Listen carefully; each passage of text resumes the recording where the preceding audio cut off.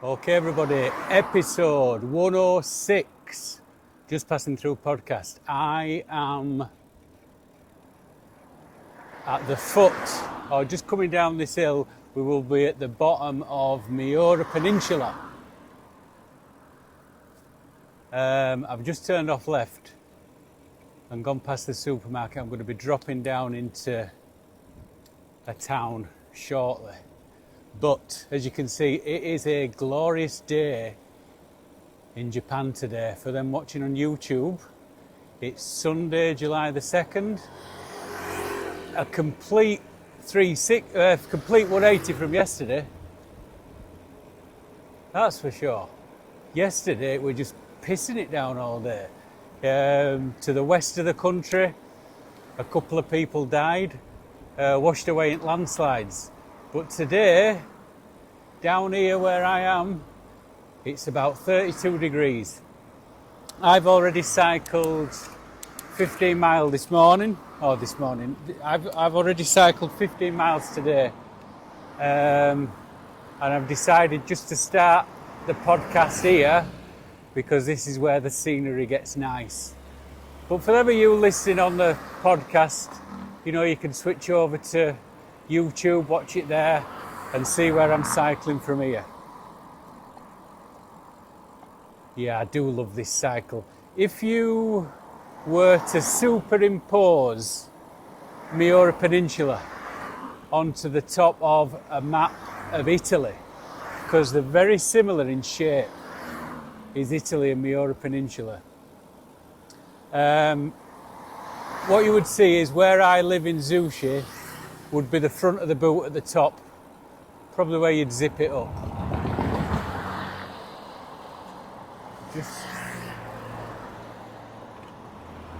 Just slow down here. Let me just get across. This is the sort of tropical place I live. Okay? So, if you look there across this field, what they're growing in this field is melons. Not watermelons, them honeydew melons is what they're growing. There's fields and fields and fields of them. It's what a sort of a tropical paradise I live in. Especially if you're comparing it to where I'm from, which is just crab apples, which you could only really use in apple pies after you'd boiled them to death and put a load of sugar on them. But here, you can grow melons. And I've lived here for that long that you'd think I'd be used to it by now. But, like anybody from England, wherever you are, even if it's sunny every day of every year, you still appreciate a sunny day. And the fact that I can go and buy a melon from a field, still foreign to me. Anyway, so the Miura Peninsula, if you were to go where I live, like I said, I'm in the top northwest of the peninsula. And what I've done just before I started this podcast is I've cycled down to the southeast. And I will be dropping down this hill and turning right. So if you were to look at the map of Italy, I would be on the heel. And I'll be turning right and cycling along the bottom of the heel.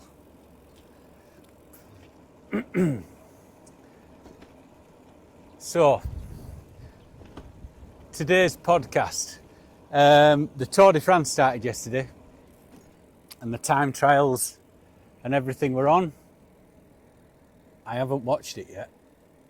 That's my admission. I am going to go home and watch it though. But what I did watch, and I started watching it last Sunday on Netflix, were the Tour de France Unchained. What a fucking programme that was. So it's all about last year's Tour de France. Now, the thing about the Tour de France when I was growing up, because every weekend and every summer, I had to go up to Yorkshire Dales with my mum and my dad. So I couldn't really play with anybody at a weekend. And where we went, there were no kids to play with and there were fuck all to do. So what I would do was, just to get away, I'd get my bike and just fuck off all day. And my love of cycling grew from that. But even before that, any kid that knows who gets his bicycle for the first time, and you're about 5 or 6 when you learn how to ride a bike,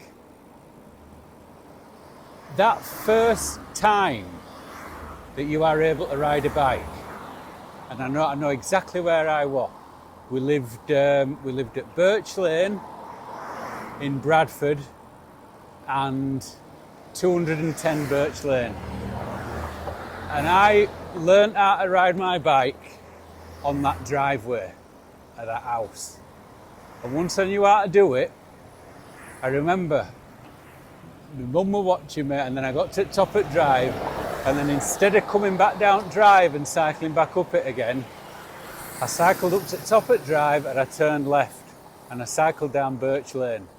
And I got to the bottom onto Parkside Road,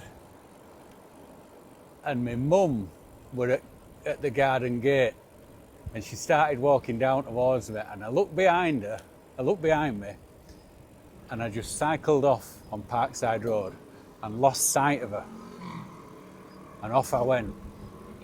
And it was the first time I can remember being on my own without having my mum and dad there or anything, and I were on a bike. And that feeling has stuck with me up to this very day, to this very second where you're listening to me on podcast. And it's been such a big part of my life as cycling. Now, I'm coming down into the town now. There's this brand new McDonald's on my right. This has been here for about 3 or 4 years. It wasn't here before. And you can see in front of me, there's the beach. In fact, I'll go across here and I'll cycle on that path. There's the beach here across from me. You've got a lot of kite surfers here because you've got that wind that's whipping up the channel that people will get on. So let me just come a bit further down here and I'll just show you, get a better idea of where I am. Yeah, and you know, I'm at a loss to remember what this town is called. But if you look on Google Maps, it is the town that's at the bottom on the heel. It's right on the heel, and I will find out what the name is when I get back home, and I'll put it in on the film. But there you can see straight across the bay there. Let me just straighten this up. That's it. You can see straight across there, there's the kite surfers, there's people enjoying the summer. And straight across there is Chiba. So we're in Kanagawa now. Across the water there is Chiba. And if you go off to the right, you can see just there's a ship. Now these ships will come into Tokyo. They'll go from the right to the left. They'll pick up a load of Nissan cars, and then they'll sail back out into the Pacific and deliver them wherever they're needed. But yeah, across there is Chiba. Last August, I got the boat across there and did a full loop of Tokyo Bay in the day. 190 kilometres I did in the day, in this weather. And it was glorious, loved it, absolutely loved it. I've never cycled that before. Sumimasen. Gomennet. Okay. Right, now the wind's in my face today. I'm hoping it's not going to pick it up. I've got my dead cat on my mic, so it shouldn't do. Right, so what we're going to do now is we're just going to follow the heel of the boot, because I'm right at the bottom of the peninsula now. Follow it round and then go inland, and then I'll be able to turn in and then turn up and back home. But I'll just hang around here cycling and show you about for 20 minutes or so. Right, going back to this Tour de France Unchained. I cannot recommend it enough. Now, when I was talking about the freedom of cycling, turning that first time I turned off of my mum's drive and then down at Parkside Road, and I was gone, I was on my own. There were no mum, no dad. And at the time, didn't seem to be any sort of consequences. And it was the first time I think I'd been on my own. And I cycled along to end of Parkside Road. I turned up where pool is, there was a swimming pool. I turned up to the left there, and then I came back on Birch Lane a bit further up road from where our house was. I cycled back down the road and then back into the garden, and got a fucking thick ear for doing it. But after a few more days, I said to my mum, come on mum, come on, let's go for a cycle. You can come and walk with me, take me to the park, do this, do that. She got a bit sick of it and just let me go out on my own. And then that, at 6-year-old in 1977, yeah, 1977, cycling around park, and back then, especially on a weekend, there'd be some sort of brass band playing in bandstands. It makes me sound like I'm fucking ancient, but yeah, to be able to cycle down at park, cycle around the park, see a brass band play, and you don't have your parents with you. That sense of freedom at such an early age, I loved it. And then you fast forward to getting dragged up to Yorkshire Dales every fucking weekend. I just carried it on. Just get away from your parents and do your own shit. And even now, 40 years later, 45 years later, 6-year-old, nearly 50 years later, I still got that feeling of just getting away on your own and going for a cycle. I love it, absolutely love it. Now, the difference between me and the Tour de France is, when you're an only child, there's no competition. You're in competition with nobody. You don't have to fight for anybody's affection. I mean, I was brought up by boomers, so there wasn't any fucking affection. So to get away by yourself were great. Now, I was told to join a cycling club. I joined a cycling club, and I soon found out I don't like cycling with other people. I don't want to talk to anybody when I'm cycling. I don't want to try and keep up with anybody when I'm cycling. I don't want to be slowed down by other people when I'm cycling. I just want to go on my own and be left alone. Now, you might be thinking, you're a miserable bastard. That might be it. But to get away by yourself, have nobody to answer to, nobody to rush back to, and nothing to do but put one foot in front of the other, get up the hills, freewheel down the hills. Every second of being on a bike ride, the scenery changes. There might be stuff in distance that just gets closer and closer, but the here and the now that I'm cycling past always changes. And people try to reenact that with video games or telly, but it's not the same. It's not the same. I mean, I've tried running. I find that incredibly boring. That's not my bag at all, running. But this, and I would be, I wonder if there's been any research out there about only children and cycling, because team sports, it's something I've never done.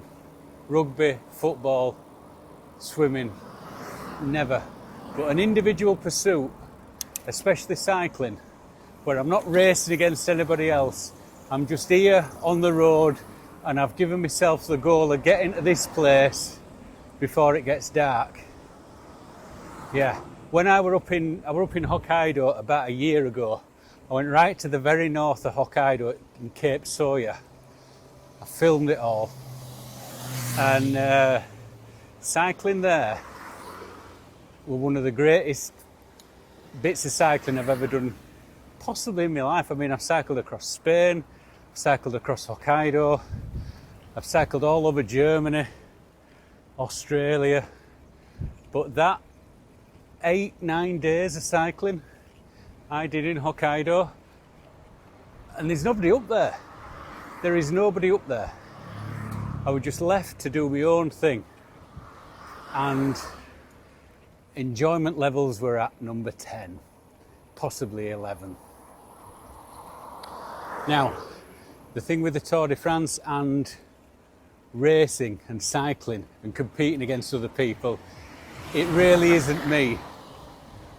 But you go and watch that documentary, and especially episode 2. Now, I don't know if it's because I'm from same place, same area as this lad, but when Tom Pidcock won that stage on the Alpe d'Huez, I mean, that iconic peak, possibly only second behind winning on the Champs-Élysées. Is it Alpe d'Huez or Alpe d'Huez? Whatever it is, I always remember that back in the 80s. Big Mig. Everybody's got their yellow jersey champion when they grew up in the formative years, and mine were Big Mig. That big 13-stone Spaniard, Miguel Indurain. He were my lad. Greg LeMond I want to struck on. But yeah, Big Mig and the Professor, Laurent Fignon. I have still got his Gatorade replica shirt in my loft here in Japan. I'll never throw that away. It's falling to bits. Absolutely falling to bits is that shirt. But I'll never throw it away. It was the first cycling shirt I ever bought in 91.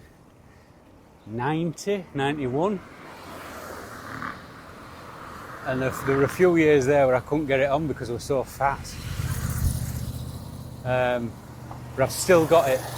So yeah, Laurent Fignon, he lost, the Frenchman, looked like a fucking chemistry teacher. He lost the Tour de France by 8 seconds to Greg LeMond, the bastard. But him and Miguel Indurain were mine. But this lad, Tom Pidcock, is from Leeds, West Yorkshire. about 8 mile down the road from where I live, or where I grew up. A slight little kid, 22-year-old, he is fucking fearless. Absolutely fearless. He descended down this mountain at 100 kilometers an hour. Now, if you put that in Oldman, that's 62 mile an hour down this mountain. And any mistake, an inch or two either side, and you're just flying off the side of a mountain with nothing but the thickness of a pair of tights to protect you. And he just fucking blew the competition away. And it gave him quite the healthy lead to get up the hill and over the line to win that stage. And I remember thinking, because I didn't see it live, and that was the first time I saw it in the documentary. And I remember as a kid, as a 12, 13-year-old, I always wanted to do the Tour de France and have the King of the Mountains shirt, that white and red spotted shirt, and I always wanted to win that Alpe d'Huez stage. Oh, one of the dreams of mine. Fast forward 35 years, and a bloke that were born about 20 years after I had that dream wins it.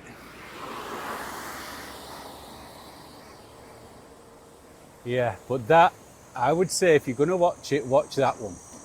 So there were about 6 episodes. Now, watching cyclists now competing in the Tour de France, you've got, like, at the peak now, you're between 21 and 26 year old, which they're half my age. These kids are half my age. When I were watching the Tour de France and I was a teenager, these fellas just seem like giants of the sport. Absolute giants of the sport. But when you're 25, 26 years older than them, they just look like kids. But still, when I finished that final episode, the next morning on my commute, I remember waking up. I woke up, I did my stretching like I do every morning. I did my kettlebell workout, just like I do every morning. I had a couple of cups of black coffee, because I'm doing the intermittent fasting. I did a bit of work, and then I got on my bike at 7:30 and cycled to work. And I was still pumped up because I'd been watching the Tour de France and I'd finished it. So I thought, I've still got it. I've still got it. Let's see how quick I can get to work. Now, it usually takes me 40 minutes to get to work, because you've got 2 sets of train lines to cross, and because the Japanese love the trains, in rush hour there's a train going past every 5 minutes.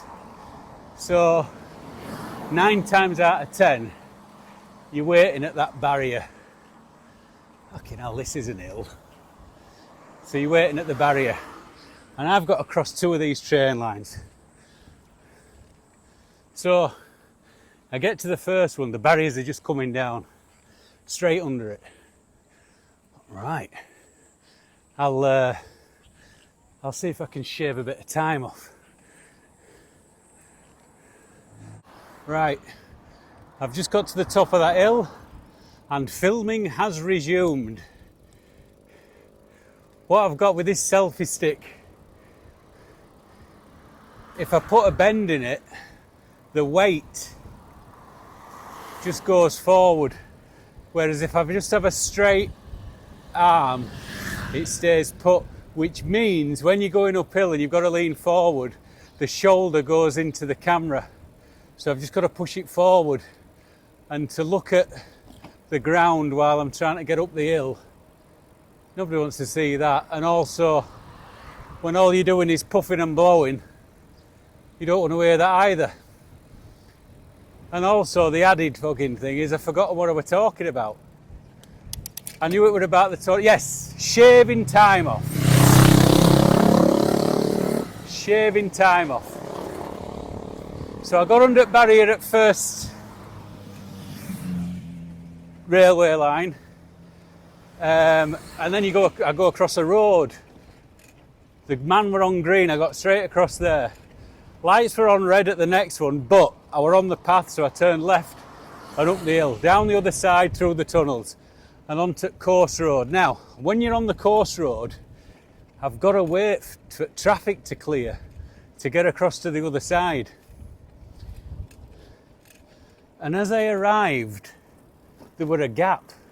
So I was straight through. I thought, fucking hell, the gods are really lining up for me this morning.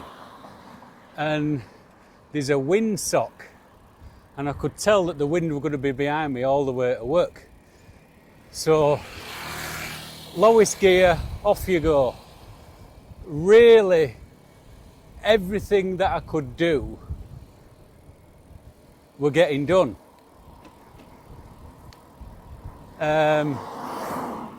Until I went through a red light. And as I was going through a red light, a bus was coming out from the side. And I shit you not, I was milliseconds away from going under that fucking thing. Milliseconds. All for the sake of trying to set a new record on my commute to work. Now, rather than stop and say sorry, the 16-year-old me just went, oh fuck, and I got out of there quick and left. When I eventually arrived at work and I looked at my phone, I looked at Strava, I'd shaved a full 12 minutes off. A full 12 minutes. And I was quite chuffed with myself. Now, you do feel quite chuffed for yourself when you can shave that amount of time off, but I nearly fucking killed myself. And the only reason I was riding my bike like a fucking idiot was because I'd completed the Tour de France show the night before. That is the only reason I was cycling like an idiot. So, for all of you,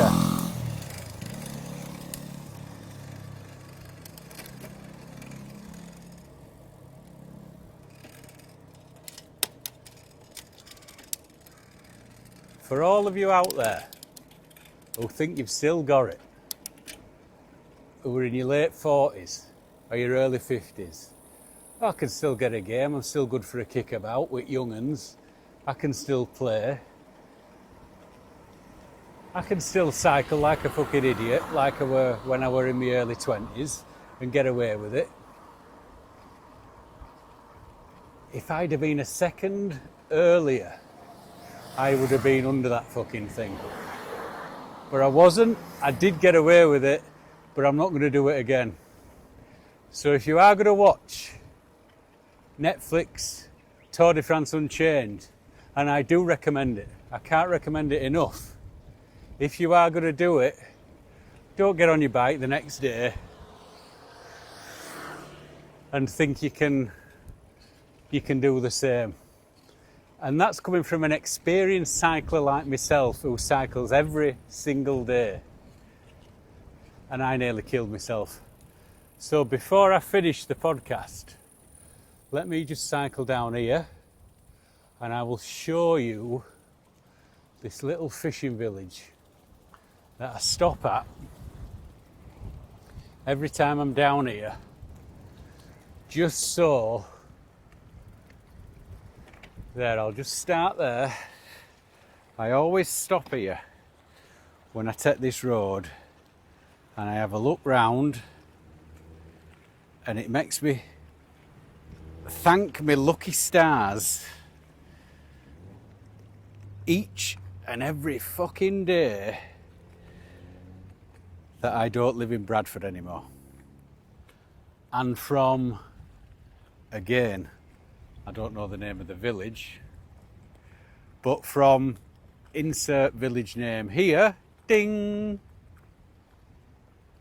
to wherever you are all listening, thank you very much. Keep subscribing, keep downloading, keep watching, keep listening. Thank you all. And I'll see you next week. Hopefully, if I don't put myself under another fucking bus. Adios, amigos.